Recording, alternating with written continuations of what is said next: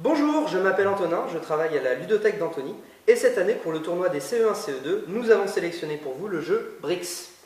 Un jeu créé par Charles Chevalier et Thierry Denoël et édité chez Blue Orange. Alors Brix, qu'est-ce que c'est? C'est un jeu de stratégie et d'alignement pour deux joueurs qui rappelle un peu le Morpion ou le Puissance 4. Dans Brix, vous trouverez 22 briques en plastique comme ceci. Chaque brique comporte un côté orange et un côté bleu et deux symboles, la croix et le rond, qu'on va retrouver plusieurs fois tout autour de chaque brique.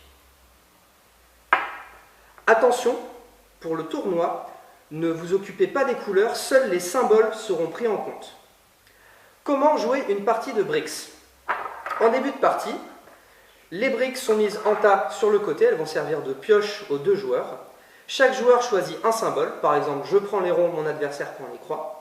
Et le but du jeu va être de créer un alignement de 4 de mes symboles, horizontalement, verticalement ou en diagonale. Le premier joueur prend une brique et la pose sur la table, couchée ou debout. Puis c'est au tour du joueur suivant qui à son tour va poser une brique, et ainsi de suite, et ainsi de suite. Chaque joueur après l'autre. Plusieurs petites règles de pose.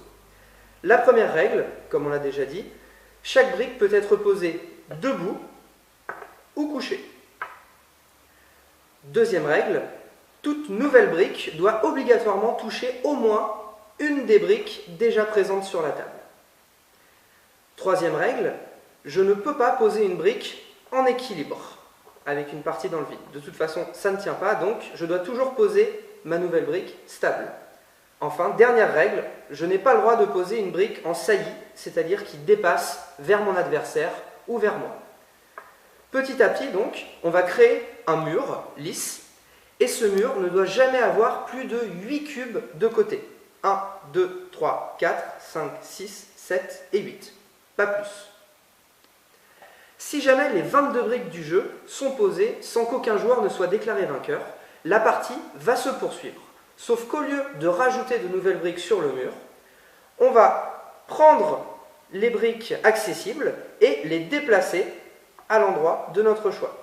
Deux petites règles là encore. La première, je n'ai pas le droit de déplacer une brique que mon adversaire a déplacée juste avant.